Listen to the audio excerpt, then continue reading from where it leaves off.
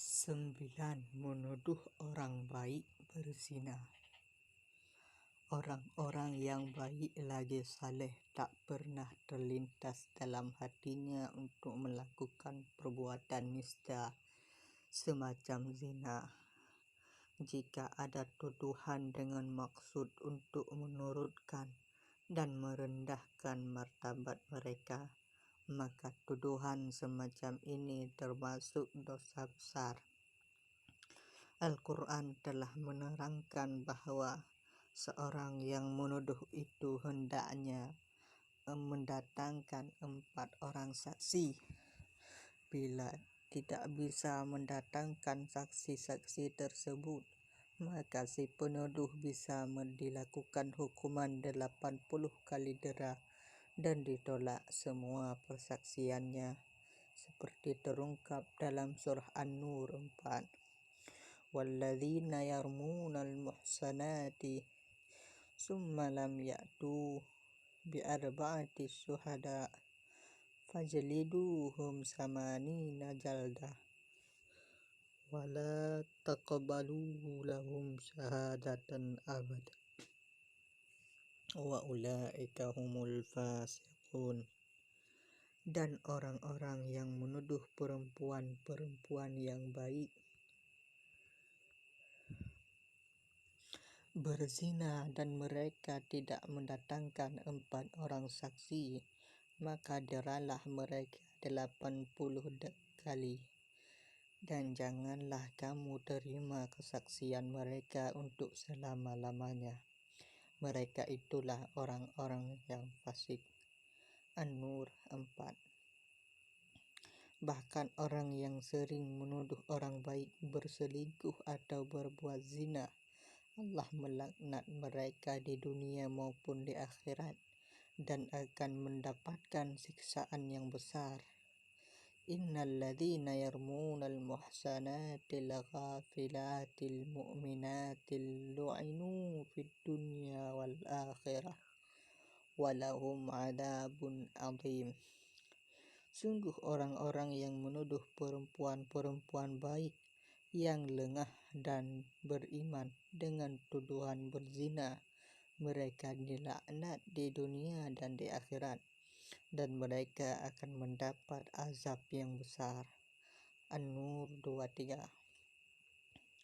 Dalam ayat 11 An-Nur berkenaan dengan hadithul ifk, innal ladzina ja'u bil ifki usbatum minkum la tahsabuhu syarran lakum bal huwa khairul lakum likulli imri'in minhum maktasaba minal ismi walladzi tawalla kibrahu minhum lahu adzabun adzim.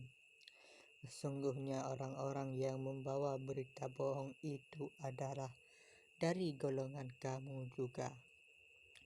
Janganlah kamu mengira berita itu buruk bagi kamu, bahkan itu baik bagi kamu. Setiap orang dari mereka akan mendapat balasan dari dosa yang diperbuatnya, dan barang siapa di antara mereka yang mengambil bagian terbesar dari dosa yang diperbuatnya, dia mendapat azab yang besar pula. An-Nur 11. Dalam peristiwa hadisul ifk, peristiwa kebohongan besar, yang dimaksud dalam ayat ini yaitu berkenaan istri Nabi Aisyah. Ini terjadi ketika kepulangan beliau dari pertempuran Bani Mustaliq, di mana Aisyah dituduh berselingkuh dengan Safwan bin Mu'attidis Sulami. Gara-gara kalungnya jatuh di sebuah sumur, Aisyah turun mencari kalungnya, lalu ketinggalan dengan rombongan. Kemudian Safwan mendapati Aisyah tertinggal sendirian dalam keadaan tertidur. Setelah ia bangun, Aisyah disuruh untuk menaiki unta dan dituntun olehnya.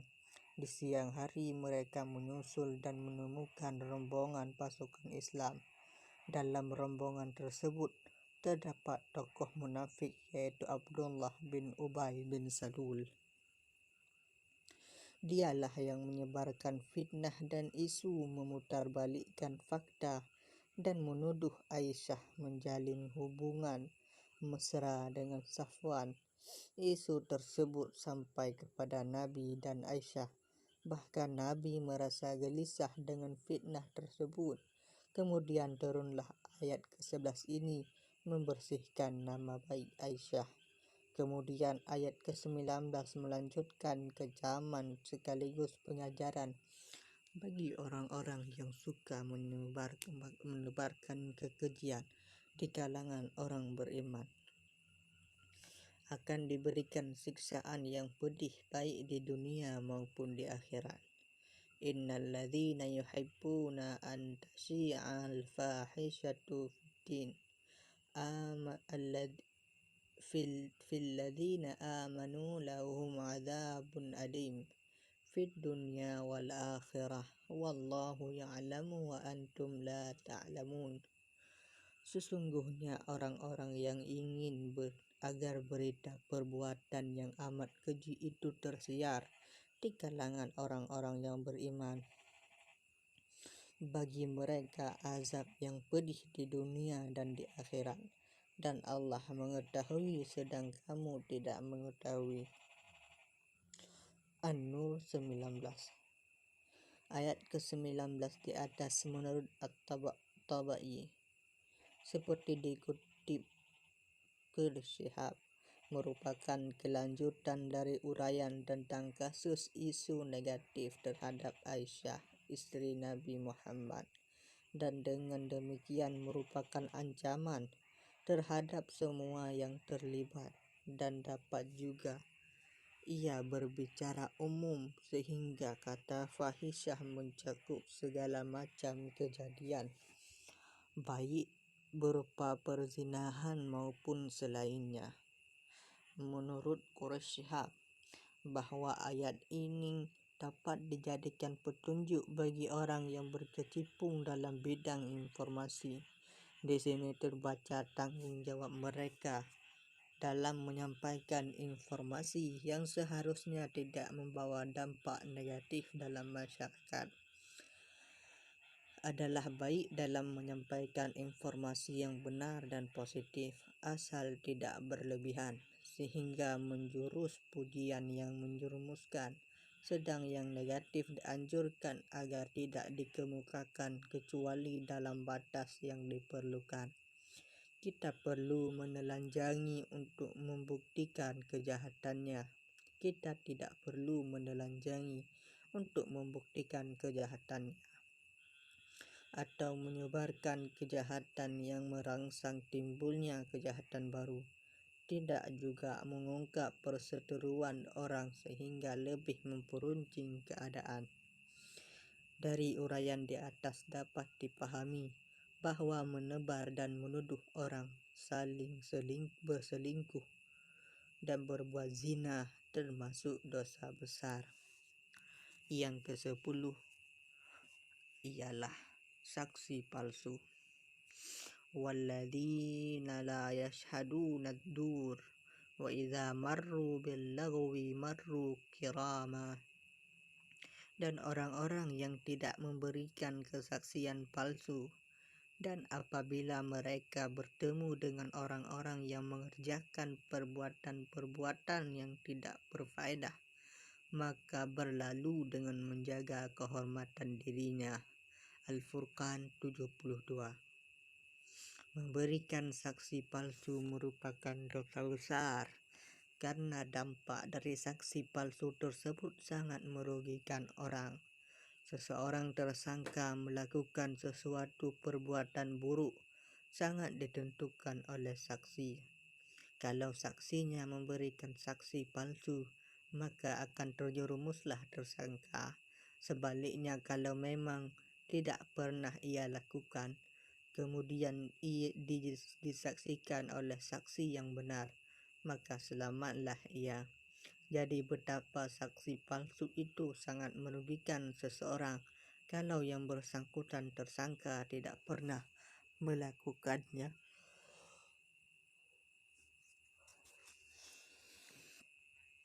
Demikian uraian tentang dosa besar berdasarkan ayat-ayat Al-Quran. Sedang dalam hadis Nabi, dosa besar hanya disebutkan dengan 7 hal, seperti sabda Nabi dalam hadis yang diriwayatkan oleh Bukhari dan Muslim. Ijtanibus sab'al mubiqat. Qila ya Rasulullah wa ma hunna? Qala asyirku billah wasihru wa qatlun nafsi allati harramallahu illa bilhaq wa aklu malil yatim wa aklu riba wa tawalli yawmaz zahfi wa qadhful muhsanatil ghafilatil mu'minati. Rawahul Bukhari wal Muslim. An Abi Hurairah. Jauhilah 7 hal yang membinasakan. Rasulullah ditanya, ya Rasulullah, apa saja itu? Rasulullah menjawab, menyekutukan Allah, sihir, membunuh yang diharamkan Allah kecuali hal yang benar, makan harta anak yatim, memakan riba, lari dari medan perang fisabilillah, dan memfitnah wanita mukminah yang salihah. Yang ke-11, sihir. Perbuatan sihir termasuk dosa besar karena dampaknya merusak keyakinan dan akidah seseorang. Karena perbuatan sihir ini bersumber dari setan untuk memperdayakan manusia.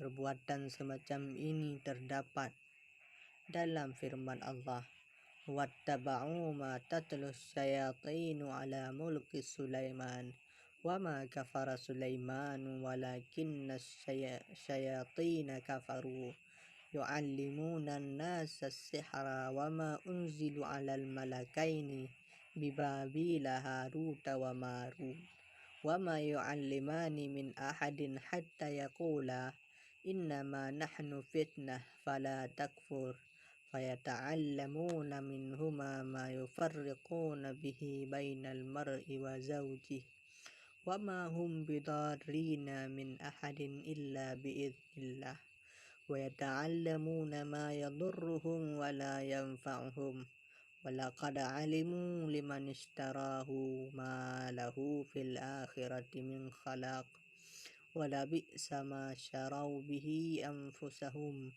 walau kanu ya'lamun.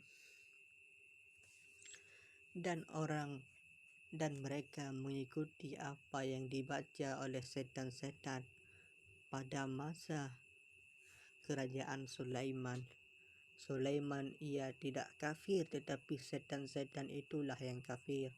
Mereka mengajarkan sihir kepada manusia dan apa yang diturunkan kepada 2 malaikat di negeri Babilonia, yaitu Harut dan Marut.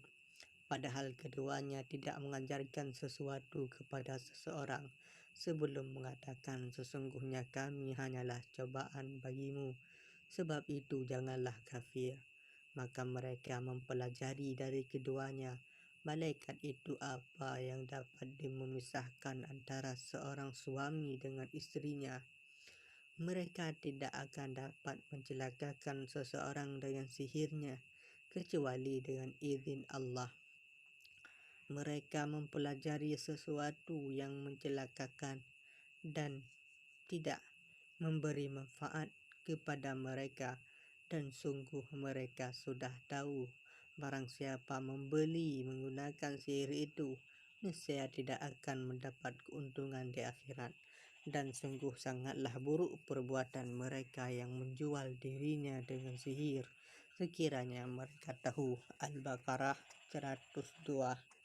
Menurut Mutawalli Asy-Sya'rawi, ayat ini menjelaskan bahwa orang yang mempunyai ilmu sihir tidak akan memberikan manfaat dan bahaya kecuali hanya izin Allah. Kelebihan setan dan jin yang jahat adalah kemampuannya menyerupai makhluk lain. Dia bisa menyerupai kera menjelma pada wajah istri, lalu suami benci melihatnya. Bisa juga setan